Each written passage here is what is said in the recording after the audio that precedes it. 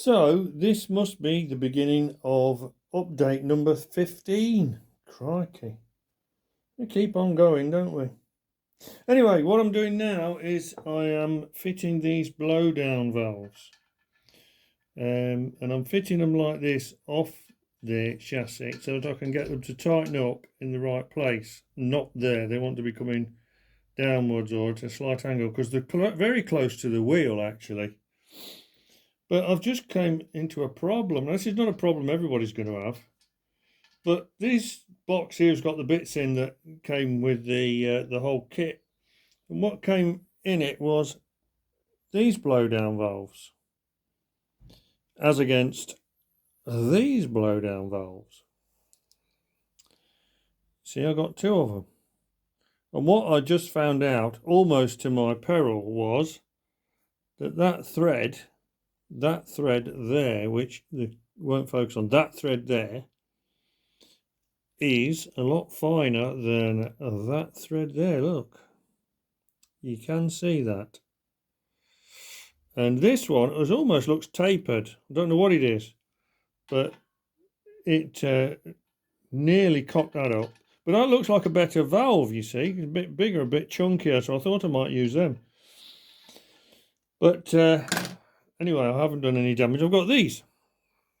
And so we're dealing with beginners. I'm a beginner. So as a beginner, I'm going to strip it and show you how it works. And if you already know, then God bless you. So that comes off there. And then this plunger screws into the same internal thread that thread screws into. And then I'll just turn it upside down because it looks like that. It's got a cup in the end, and it's got a cup because there's a ball in there. And it goes in there, look. You can't see. Hard luck, take my word for it. Ball. Oh, look, it could do a trick, couldn't I? Look, where's the ball gone? Oh, there it is, it's under that one. Tommy Cooper will be proud of me.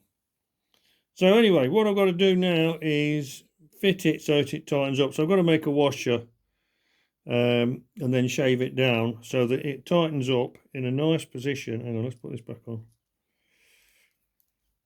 So that it tightens up in a nice drain down position. So I've got to make some washers then. Well, progress again, look. It's coming on. I've got it in, I've got the blowdown valves in, but not very well because I'm not doing it permanently because I might have to take them out again. So that's what I'm doing now. If it leaks a bit of air, I can just turn the air pressure up when I'm using compressed air. So it's not critical this time. So anyway, I've put this clack valve in there, but it's not lined up, I know, and it's like that for a reason because again, it's not permanent. It's tight, and it should hold the air. But if it doesn't, if it leaks a bit of air, again, it doesn't really matter. And I'm just doing this gauge glass now, which I've never done before, and I've got it in like that, and I've just about lined it up, so it's not going to be far out. But I'm not quite sure. So what I'm going to do now is I'm going to do exactly what you're doing, and we're going to go and watch YouTube. I'm going down to find the great Keith Appleton's video. He's got what is it? A prairie. It's a prairie that's been it's one of these. It's a Simplex that's been made into a prairie or something. It's a great big long. It's about 90 odd videos, and somewhere in there he fits a gauge glass. So I'm going to go and look for that to remind myself of what to do because I don't want to bust this glass. Oh, there's plenty of it, I suppose. I have to make two, but I don't want to bust it, and I don't want to make a mess of it because I can make a mess of it without watching Keith Appleton. So that's what I'm going to do now, and then we'll get that fitted, and we might be ready for a bit of compressed air then. Now, I don't usually do how-to videos on steam engines because I don't think I'm qualified. So anyway, I did say I was going to have a look how to fit this gauge glass, and I've done it and quite successfully. It's not actually leaked, but it did leak a little bit. But anyway, sorted that. I looked at Keith Appleton and a few others, and there's quite a lot on YouTube about how to fit these gauge glasses. But there's one bit that Keith Appleton didn't mention, but it was mentioned on another one by an Australian guy who was experienced in making scientific bottles and stuff, who does steam engines. Anyway, what he suggested was, now, when you think about it, what you do is you fit the glass through the top there, having measured it and cut it, fit it through the top there, then you put this nut on, then you put on an O-ring, then you put that nut on, then you put on the last O-ring. Now, the thing is, while you're putting those O-rings on, you're trying to slip them over the end of this glass, which you've just cut, and it's sharp. And what this guy did was to make it blunt with a flame, which is what I did, and I'm going to show you how I did it. It's dead easy. Now you will need a blow lamp of some description, just out of camera shot, like about there, I reckon, and a lighter and a bit of glass. But you definitely need one of these, because you will have cut this and it will be only about a couple of inches long, and you've got to hold it, which is what I did, and I held it quite tight. Hang on, which is the blunt end? That one's a bit mucky, but I'll do that end. Are you ready? It's dead easy. You just get it so that it's just getting to red hot and it just melts the sharp edges over. If you go any further, it's likely to start warping.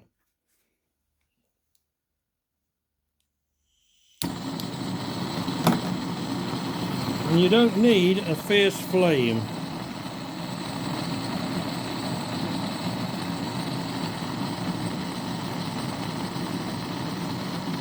Just keep turning it.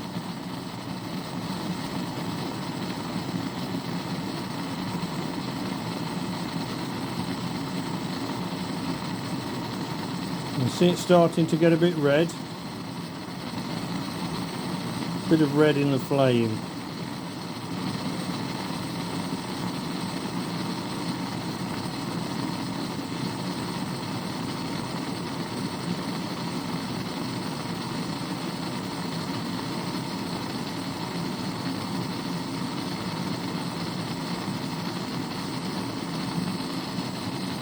I reckon that's probably about it. Don't need much more than that, and it just stops you shredding your fingers when you're putting the O-rings on. Anyway, you do that, and if it's not done it, you do it a bit more. Worth doing though, worth remembering. So here's my setup. I have this huge compressor. It's an industrial one, it's single phase, but my brother was chucking it out of his factory. My brother owns multi-cell batteries, by the way, and years ago he was chucking this out, so I bought it from them, from the factory, and I've got it set up here through a distributor, and I've got two lines off it. I used it when I was spraying cars. I had a big capacity, because I could actually do with a smaller one now, I suppose. And I've got this line coming off with an oiler in it, and this one has got the gun on the end of it, so I can regulate it. And I've regulated it down to it's about 30 psi, and that's coming down here, down here, down here, over here to here, to me connection into the pump. And I've got this piece of string. This piece of string is literally just there to support this, to stop it loading up that pipe.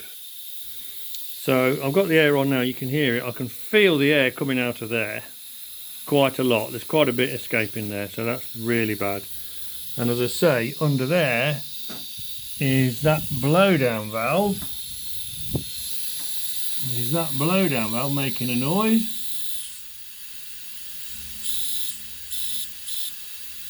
But then there's a hissing noise coming from inside, which is concerning me.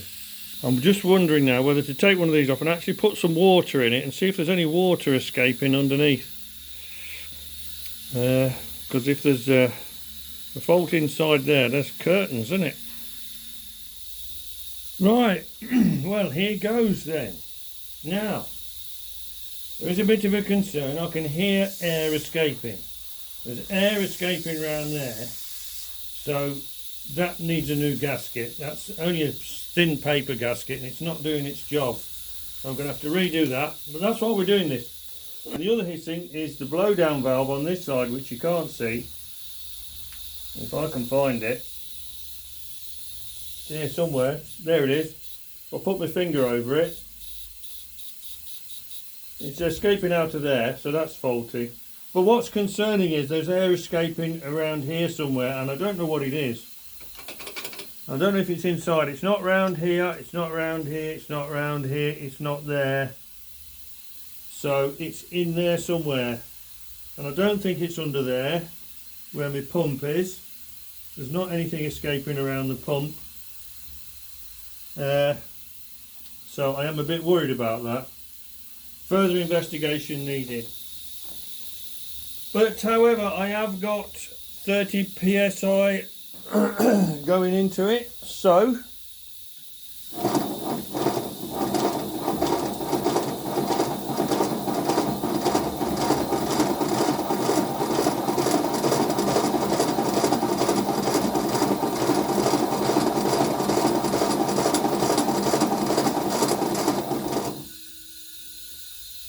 that will do for now, because I haven't lubricated it, but I know it works and I know there's some faults, so I've got to sort out those leaks and we'll see what they are. So in conclusion of this video, probably what I've got to do is get 2 new blowdown valves, because they're just rubbish. I'm not messing about with them. This all worked okay. I'm dead chuffed with that. I did my gauge glass. They're okay. I've got to reseal that. I've got to put a thicker gasket in there, because that's no good. That all works. See, all my pump worked and everything, and my compressed air connection worked. This all worked. I ought to oil it. There's a bolt, a nut missing from there, I noticed. What else? Oh, me snifter valve wasn't too good. That was leaking. I don't know whether that needs a good bit of pressure, because I was only using 30 psi. Now, whether if we crank the pressure up, whether that'll work, but I'm not going to touch that until I've done the other work, and then we'll try it again.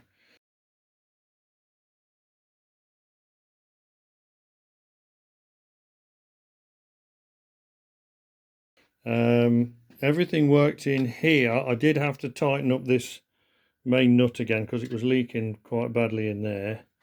That leaked, but so what? It's just a plug. So yeah. Oh, and the other thing is, I suddenly realised my compressor's too big, and it's very, very old. So what I might do is I might even replace my compressor, get one of them little ones, and give me a bit more storage space as well, and tidy the place up a bit. It's had its day. I don't do spraying anymore. Right, on to the next one.